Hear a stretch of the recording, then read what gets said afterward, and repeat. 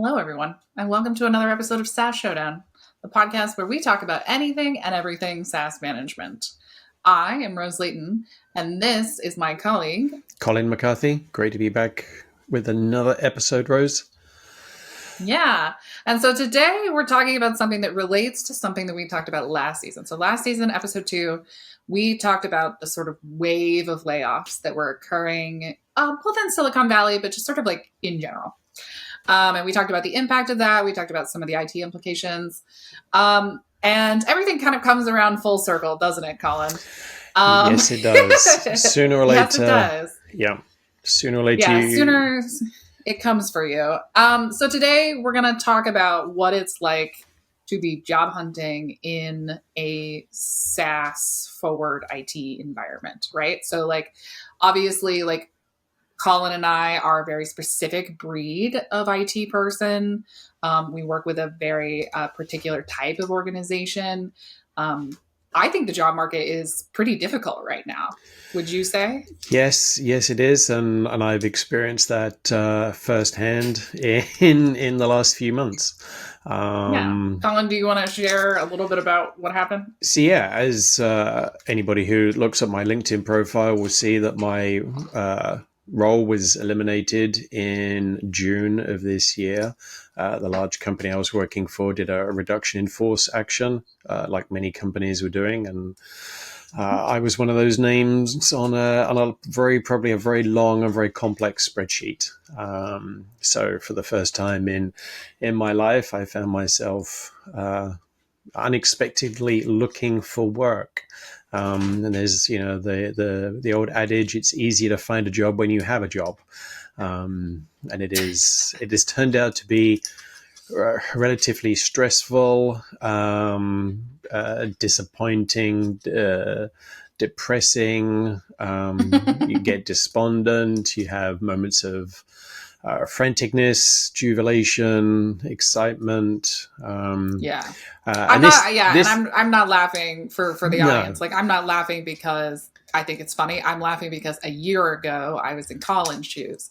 A year ago, like to the day, basically, I was doing interviews for a new job because I had left my previous one. Yeah, and I've a lot of my colleagues that I've known that I follow on LinkedIn, they've also been in the same situation as well. I've known some have taken them.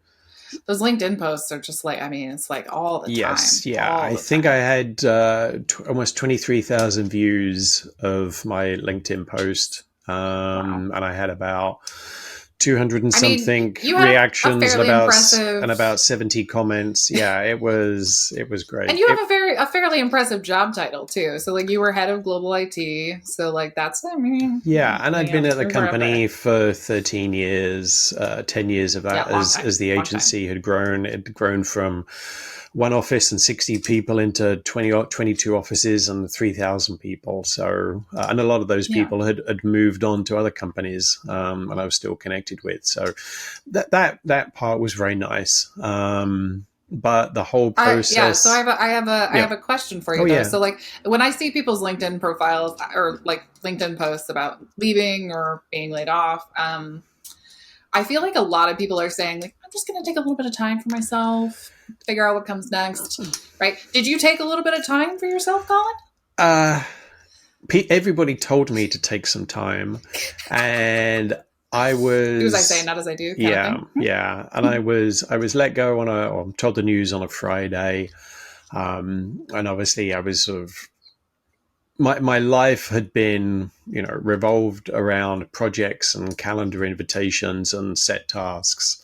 And I was worried about how I was going to deal with sort of that unstructured time the following week. So on that Friday afternoon, I created a sort of a plan or a goal of what I was going to do. And I was going to, obviously look for work. I was going to get a whole bunch of certifications. I was going to paint the dining room. I was going to tidy the basement. I was going to... Yeah, you have all this free time on your I was going to rip all of this old, New Jersey pine basement board, and I was going to put in some nice fancy wood and make it all look pretty down here. I didn't do any of that. I did some online learning. didn't do the exam because I didn't want to have the additional expense, and now I'll do some revision and I'll do the exam now. But I found it very time consuming and emotionally costly. Spending a lot of time on LinkedIn, commenting on people's posts, writing some posts, doing a lot of reading about what was happening in the market for SSMPs or SSPMs, SaaS Security Posture Management, SPM, SaaS Platform Management, getting up to speed. For what it's worth, y'all, Colin has basically been guiding the material for the podcast this season because I'm busy. Yes, yeah. So I, planned some of this stuff out. But you and I are selective, I think, in what we want to do and also the platforms that we want to be working in. Yeah, and that's how the idea for this episode came up, right? Is I was literally like, would you want to work in a Microsoft organization? I think we were talking about some of your interviews. And I, when I was looking, I don't want to work in a Microsoft organization. Like I've been using Google since I was 16 pretty exclusively. And like, it would be very difficult for me to transition. Plus, I'm a certified Google admin. I'm not a certified Microsoft admin. Right. So, like my skill set is in a particular niche, but yes. Yeah. So, what was that like? Like, first of all, like, would you want to work in a Microsoft organization? Would you be willing? And then, like, what is the job market like out there? So, on the Microsoft side, initially, no, I would not want to work for. I would not want. Let me redirect or reframe. I very much enjoy working in Google Workspace. I like administering it. I like migrating people to it. I like collaborating and working in it. So could I work in Outlook and Teams? Yes. Would I really want to? No. If I couldn't find a job anywhere else, was I open to an office environment? Yes. And I did interview for some SVP of IT and some IT director roles and some other high-profile positions in companies that were in Office 365, and I was accepting, that would be part of the role and the responsibility of being in that environment. Obviously, I'm not being employed to manage Office 365 because there'd be a whole bunch of other engineers, but the whole, strategy and makeup and management of the IT department would be my there's difference in automations, but you can still move. There's still a lot of things you can do. What I would be involved in. I mean it is similar. I think on a personal level, like my way of working would be very different. Right. But the one thing with those companies that I was like the incentive to look at those jobs and interview for them was the very high salary and benefits for those companies. A lot of them were interesting. A lot of these ones were private equity funded, were going to, or were public, and there would be equity and stock and all of that, and good benefits and a good salary. Just a quick disclaimer, like this is anecdotal, right? Like we haven't done any data analysis here, right? Like Colin has just basically said that Microsoft companies pay more than Google companies. No. So I guess no. That's I'm being misquoted. The opportunities that were presented to me that I interviewed for that were on Microsoft did have attractive salaries, and that's why I entertained them. That's fair. Yeah, yes. A higher salary will get you to do a lot of things. Yes, but I did primarily. This is what probably took me a lot of time. Was if I was looking on LinkedIn for jobs, I would research the company, see if I actually wanted to work for the company. And I would, MX Toolbox was my favorite website. I would look at the MX records of the companies. This is where I should put my glasses on and get very nerdy for CS. So MX records are obviously a DNS record where your mail gets delivered. They're generally three settings. They're either pointing to Outlook, Google, MX servers, or Proofpoint. If they're going to Proofpoint, you don't really know potentially what mail application they might be using. But then if you look at the TXT records, you can see what services that they have registered or validated, authenticated to. So you can see if somebody's using Asana, Jira, Atlassian, if they've got... And this is something that I would never think to do. Now, if they've to got be fair, Jamf, I think job Apple hunting... Business Manager, Adobe, and I could create a little structure for all of those companies. I do feel like job hunting is a little bit like dating these days, in the sense that like you have the capacity to like really know people before you know them, and so like this is something like I don't Google people before dates either, but I also don't look at people's MS records. You must because I usually look for clues in the job description. It's like an Easter egg hunt. Right, yeah, no. Yeah, MX records are They're like brilliant. productivity systems. I'm like, which one would do? Which kind of person would say that? Yes, no, yeah. It's a good tool, and it saved me only applying to the jobs that I would, or the companies that were on platforms that I would want to be working with, because sometimes it wasn't always. So sometimes it wasn't. Repeat that URL for the people. Oh, mxtoolbox.com. mxtoolbox.com. Yeah, we'll put it in the show notes, and so, Could be your best friend. It is, and there are other DNS lookup sites, and you can get other information. SPF records you can also look at as well. I find them useful. Yeah, you can see what other systems they're using. You mentioned that at the beginning of your job search, you mentioned this off screen, I think, but at the beginning of your job search, you started by tracking all the jobs that you had applied to in a spreadsheet. How did that work out for you? This is part of my sort of task management, project management, daily sort of checklist. It was interesting that there was different types of jobs on LinkedIn, and I was mostly using LinkedIn for my job hunting. I think the formatting and the options for LinkedIn are better than Indeed, although I think you find very different jobs on the two of them. Right. And I hadn't really looked at that. I was finding enough what I thought were leads through LinkedIn. Did you pay for it? Pardon? Did you pay for LinkedIn? I did, and that was. Did it help? It did with the some of the features, the premium features, where I could be in like incognito mode. So when I was going to interview for a company, but as a ghost, as a ghost, yes, yeah. So obviously you can change the settings so that when you look at somebody else's profile, they won't see that Colin McCarthy viewed your profile. They would just say, somebody that worked at a large company looked at your profile, and I found that very useful and I would enable that when I would. Search for the IT team for a company that I was, interviewing with to be like the head of IT or something. I wanted to see, find out their structure and who the team members were. Found that very useful.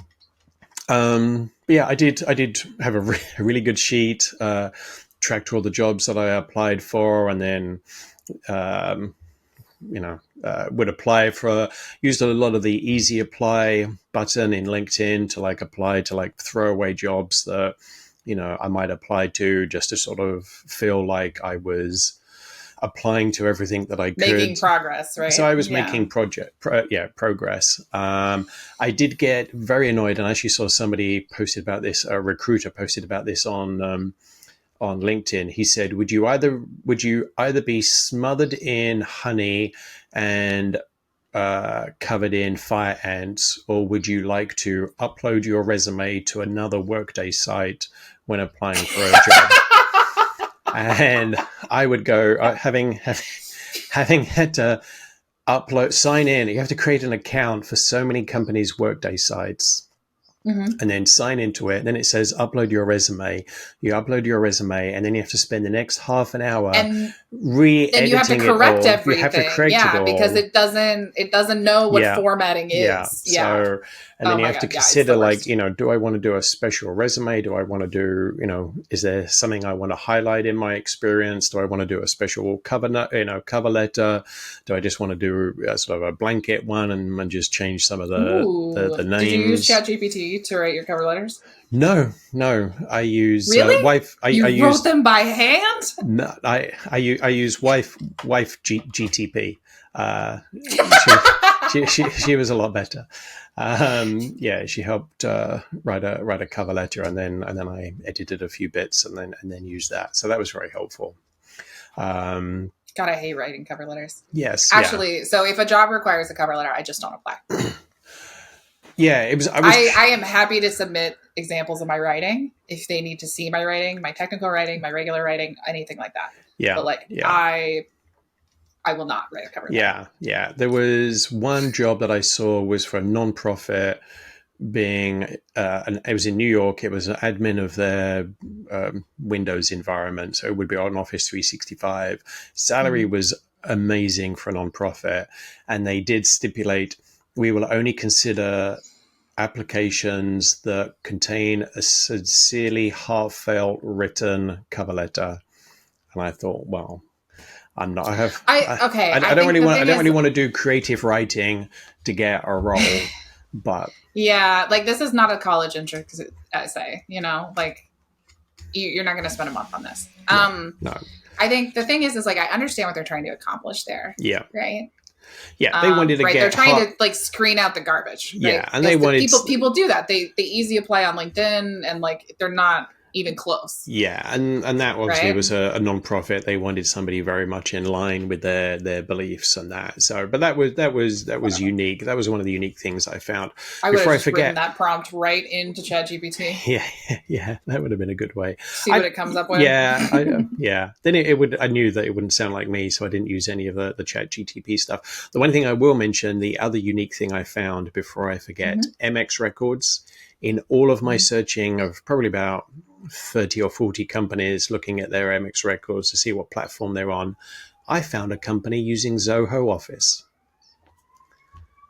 Which is like a super callback to like one of our earliest episodes, right? Like, didn't we talk Yeah, about that in season 1? something like that. Yeah, one of the other collaboration platforms out there. So, Oh, yeah, right. You told me about this job because you said they were looking to move off. I think so. Yeah, yeah. There was a lot of jobs that I was looking in migration, but I will say, of all the jobs that I applied to Mm-hmm. by finding them online, applying to them, filling in all their details, I never got any interviews. I only ever got automated responses, or I got nothing, and that was very Really? Okay, so disheartening. Yeah, all the and interviews you did were networking. all the actual interviews I did were networking. And I will say there was one company that I applied for, and this is in the news. I applied to work at Flexport. Mm-hmm. There was an IT role there. They're a logistics company. Mm-hmm. They were in the news recently. They have their CEO came from Amazon.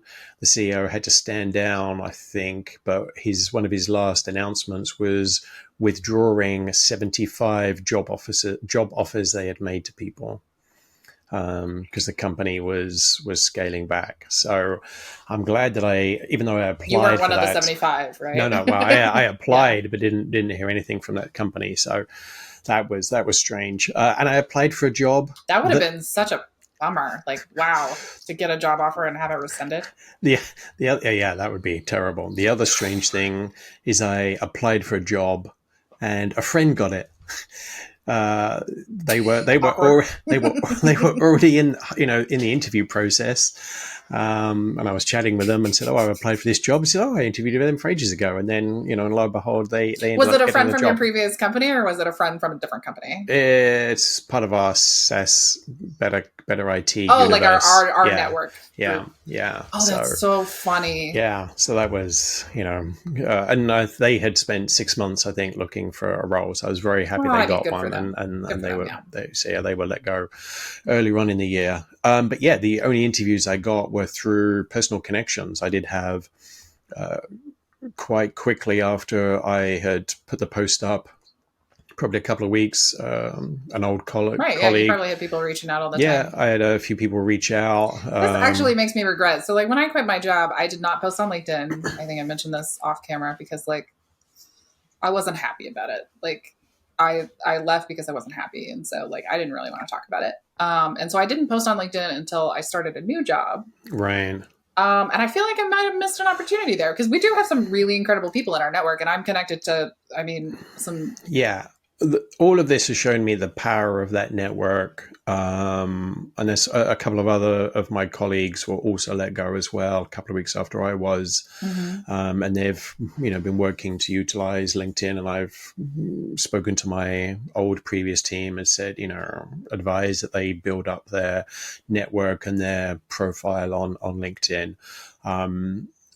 So I did reach out. I did apply for a lot of jobs that companies that I knew, people that worked Who work there, there? reached out. Unfortunately, a number of those jobs that I had found and I'd applied for were very close to being closed and offers going out. That happened to two really good jobs that I would have I mean, loved to. it's a lot about timing for Yeah, sure. that I would have loved to have interviewed for. Obviously, August was very slow. Um, I did interview two companies doing solutions engineering, different from what I had Mm. done before, but could easily do.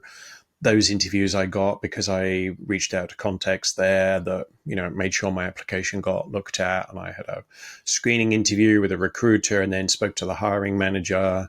One of those companies I did look up on Glassdoor, which is another good tool. Some people don't like Mm. Glassdoor. Some people do. A lot of the Sometimes it's review, good, sometimes it's bad. yeah, the reviews of the company internally were terrible, but most of the people doing the reviews were salespeople, and that's normally a very difficult market. And it's like, I wasn't going Mm. to be in sales. I'd be in, the IT infrastructure part, so wasn't really too worried about the negative views of the company. But yeah, Yeah.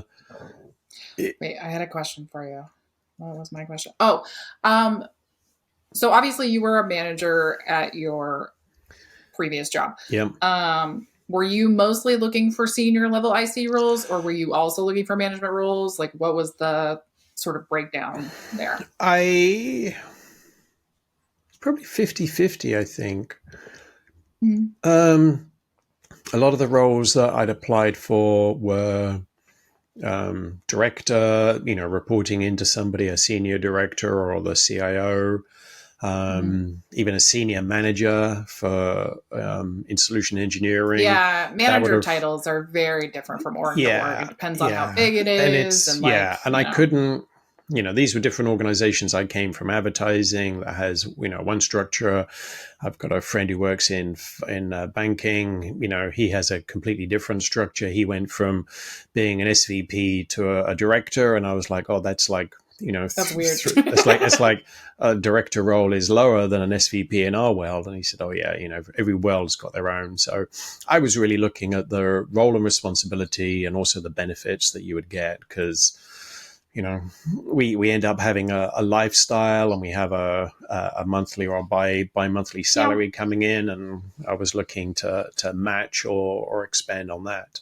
Yeah. And I was, looking forward a bit, having a change and having some new learning opportunities. And you were also looking for fully remote, right?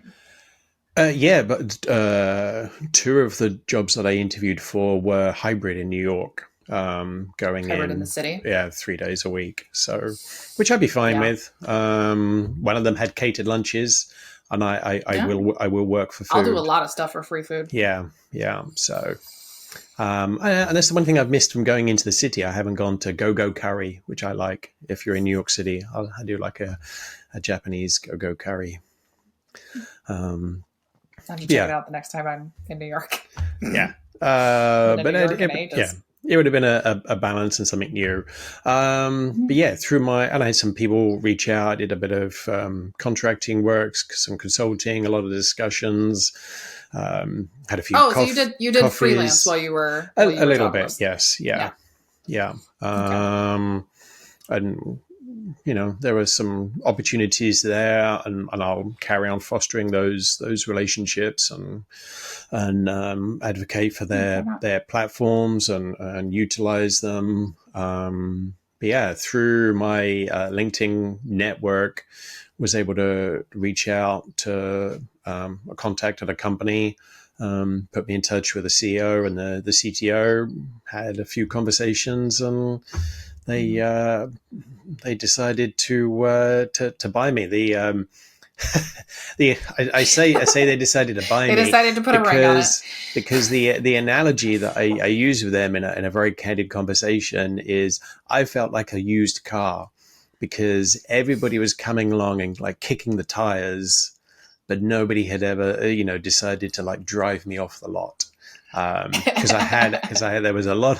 I was getting some bites and some interest, but Mhm. it was, yeah. So I'm very excited to be starting with this company. It's a company that I've known for a number of years. I'm very much looking forward to it. It's a slight change in what I was previously doing, but something that I've done before as part of my Mhm. old responsibility. It's in a world that I really like. Yes, I will be on Google Workspace. I'll be I was doing a going to say, lot. yeah, I'll be it's doing a clearly a lot of Google Workspace organization. Yeah. I'll be doing a lot of Google Workspace stuff, and there's an opportunity for cloud and everything else. So Right. very, very happy. And obviously there'll be some LinkedIn posts going Yeah. up about that. But it has been tough. And one thing that I've seen is a number of really good YouTube channels about salary negotiation, Mhm. how to answer some, difficult, tricky questions in interviews. Did a lot of Like sort of, what kinds of difficult and tricky questions? uh, they always ask you about your management style. Then they might ask, what do you want to get from a manager? Um, and then I think the one question that it took me a while to think of for one interview I did when it wasn't sort of being an head of IT, it was going into a different field, sort of solution engineering or client facing stuff. Mhm. The question was, tell me a time when a client has been angry or disappointed in actions that were taking place, and how did you resolve that and manage that situation and come to a good solution.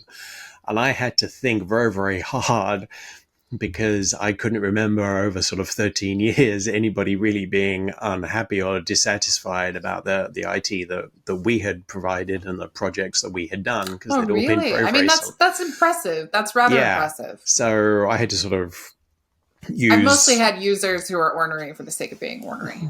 right. So.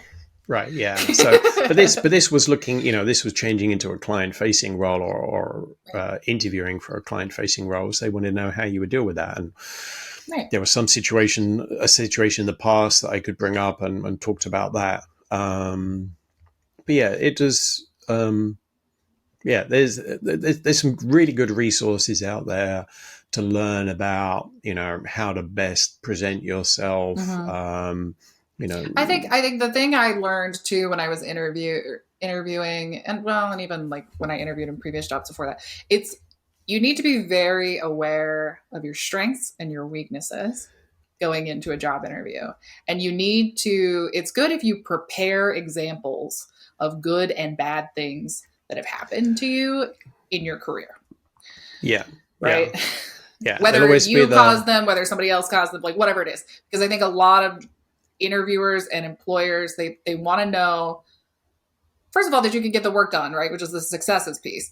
But they also want to know what happens when stuff goes wrong. Like, how do you do in adversity? yeah. Because I think adversity is probably inevitable. Like, this is how I feel when I'm interviewing people, right? Like, Yeah, stuff's going to happen. yeah. And I know So, for two interviews I had with two separate companies, the people asked almost exactly the same question. Tell me a time when something went wrong in IT, or you made a change and something went wrong, and love how those did you stories. how did you resolve it, and and what did you learn from it? Yeah. I There keep was one in my back pocket at all times there just for there that. was there was one interview I did with this one company where virtually every single question they asked was textbook. It was, Mhm. yeah. So they're, Just like and very those, standard interview questions. Yeah. yeah, yeah. So one thing I did Keeps you find from being sued, I guess. interesting is the, and maybe this was my perception, but some of the interview, and maybe it's just people who don't have the time, or they're interviewing too many people, or I don't know, but they didn't seem fully prepared for the interview. Like they hadn't read my resume. I know they hadn't stalked me on LinkedIn. Mhm. And I know that, when I was doing interviews for a team, I would make sure I read people's resumes and reminded myself, who am I talking to, and, who are we interviewing, Yeah. so that you don't I waste, so guess that, like and I yeah, would when I look at them interview on LinkedIn. people, I don't spend a ton of time doing it, but I do reserve about 10 minutes before the interview to just like pull up their resume, glance over it again, um like pull out anything that I like specifically want to address from the resume. Yes, I review the yes. interview questions so that I Yeah, know like what I'm going to be asking, and then I always prep a notes doc because I keep yeah. pretty detailed notes of my Yeah, interviews. yeah. I think it's a waste of interview time for somebody to say, or tell me what your work history is, or tell me, about yourself. Yeah. Because you should be able to get an idea of what their work history is if you've properly read your resume, if you've Mhm. read their resume, or you've looked at Yeah. them on LinkedIn. And it may Yeah. be that people just doing those interviews didn't have enough time, and one person did turn up very, very late for the Yeah. interview. I was sat on Oh a no. waiting to be let into a Google Meet call for a long time. But yeah, Yeah. maybe I do think people maybe are interviewing too many. And maybe it's like it's probably the market. It's probably the fact that there's so many people out there still looking. Um yeah, I mean it's really rough. And I think one of the dynamics that I noticed when I was looking, and like now too when I just like browse jobs and stuff, like there's like a complex Venn diagram between like tech stacks that I want to work with, hmm companies that seem nice, yeah, and being able to work remotely. yes, yes, And I think, oh, and I guess compensation. So it's like a four circle Venn diagram. And like right in the center of that, it's like it's almost you're not gonna find the thing, well, especially if you're under a time crunch, I think. So I just want to wrap up by going back to like obviously you found a position. I got a new job, about a year ago, a little bit less than a year ago, and I am under contract, which that's the thing I gave up, right? So in that pretty Venn diagram yeah, of things, I gave up better compensation and benefits in order to get the tech stack I wanted, the company that I wanted, and being able to work fully remote. Right? With no right, expectation for that to change. yeah, So I think like when I was looking, I saw a ton of contract positions. I think I'm hearing both in my organization and other organizations a preference for hiring contractors instead of full-time employees lately. What's your take on that? I did have, I must have been like 4 or 5 um, recruiters reached out via LinkedIn about asking me if I was interested in contract positions, Mm-hmm. Oh and yeah, and I get recruiters all the time asking me if I want to do a yeah, 6 month or whatever. yeah, it was 6 9 month migration work, some Mm-hmm. short term stuff, but it was all just 1099 contract work, pay your own taxes, find your own healthcare, etc. At that That's rough. stage, I was still in my search for a permanent. I wanted another forever home. Right. Um, 13 years is a long time, so I Colin. think yes, yeah, and I was looking for a company where I would get the full benefits, 401k, hopefully a 401k match, proper vacation time, stuff that I'd been used to, stuff that the family had been used to, stuff that we needed. So Right. had some conversations with, some of the contract work, but I was still looking for that W-2. If you're listening in North America, you know what your W-2 is.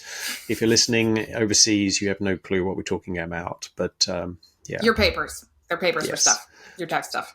Yes, yeah. A permanent employee as opposed to a temporary, less permanent contractor. Yeah. Well, and to be fair, like I'm sort of like a quasi employee because I am employed by a company. I'm just also rented out to the company that I actually work for. Right. Yes. It's one of those situations. So I do have partial benefits. I do have pretty competitive salary, that kind of stuff. Yeah. But like it's different than being a full-time employee of it. Yes, yeah. And the one thing I will also say in closing, I was very thankful for the people who reached out and provided help and assistance. Through a couple of contacts, I had some recruiters, offer to look at my resume, look at my LinkedIn, offer suggestions for edits and changes that really helped. Nice. I did have a number of, people who I thought were strong contacts ghost me and no longer respond, which was... do you think they're just busy or? Yeah. Assuming positive intent, they're busy. I did have people who I didn't think were really strong contacts, really step up and check in a couple of times and Mm-hmm. offer, any referrals or help applying stuff in their corporation. So I really appreciated that, and I'll remember that. And I'm actually hearing similar stories from other people who are in a similar position looking for work. They're surprised by being ghosted by some, and then other people being, really supportive. Yeah, that's interesting. I really do kind of regret not posting on LinkedIn when I was job searching because I think we did develop a really strong network there. Yes, It's a little bit, I don't know, loosey-goosey, going with the flow right now. But I think for several years, we had a really, really strong professional network and I have a ton of LinkedIn contacts from that, right? I think it's very, very valuable. And it's not just, being connected with enough people because that's just numbers. It's also being connected with the right people and but I think it's also, that's the key word. It's not just the connecting, it's the engaging. It's like following their posts. And it's not just doing a like, it's doing a comment, and it's doing a sensible, educated comment. Or if they've posted something thoughtful, then reposting it with your own, comment or thoughts on it or other notes. Or just hey, here was a brilliant take by somebody I know. That I think is incredibly helpful. And it doesn't matter if you're the VP of an IT organization or a first line engineer. When I think we've discussed this before, when I was interviewing for members of our team, I would look at their LinkedIn profile. And I would look at, what they had liked, what they had commented on. And I thought that's a lot more powerful than your resume, because your resume is just a snapshot. Right. It's a brief Whereas history. Your likes and comments tell you a lot about what's important to somebody with regards to work. It's so funny because I think not that long ago, I was working with someone who, was super brilliant, really good at her job, really a really excellent learner. Didn't have a LinkedIn. Wow. Just didn't have one. And I was like, oh, honey, you need to get a LinkedIn. I was like, even if you do nothing but update your resume on there and connect with every person you ever work with, it's valuable. Plus, employers are looking for it. What would you do if you were about to interview somebody? They just didn't have a LinkedIn. Yeah. I was surprised. I know we're going long on this discussion, but I think it's all valid points. This is a long closer. The one of the companies that interviewed for, I try to research the person that I'd be reporting into, and they were a ghost. There was like barely anything in their LinkedIn profile. And I maybe thought that Maybe was they're paranoid. obscurity, no, a security by obscurity. Maybe they That's thought the thing. Yeah, people they weren't going to unplug, get disconnect, delete all their fished. stuff. Yeah. So, Yeah. yeah. On the final happy note, I will. I've got a Chromebook. I've got an HP Chromebook. There's a little Chrome icon. Look at that. That is my new company laptop. GG. So Good I'm work. very happy to be working in an OS and an operating system that and a collaboration platform that I really like. Well, congratulations, Colin, on the new job. I hope it is everything you ever dreamed of.